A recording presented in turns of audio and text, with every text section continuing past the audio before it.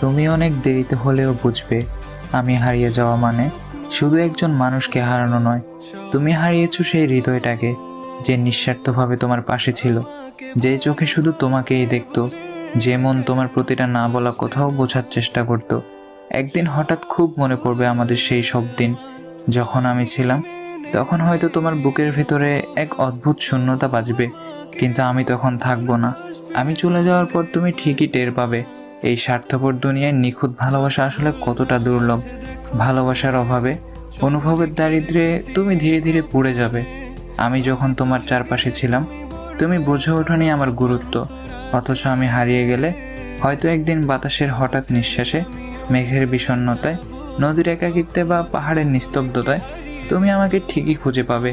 কিন্তু সে পাওয়াটা হবে শুধু অনুভবে, বাস্তবে নয়। তখন হয়তো মনে হবে, ইস, যদি আর একবার সময়কে পেছনে নেওয়া যেত। কিন্তু সময় তো আর কারোর জন্য থেমে থাকে না। মানুষ যখন চুপচাপ সরে যায়, তখন সে আর আগের মতো ফেরে না। তুমি বুঝবে ঠিকই, খুঁজবেও ঠিকই, কিন্তু আমি আর ফিরবো না। তুমি ছাড়া শূন্য শূন্য লাগে।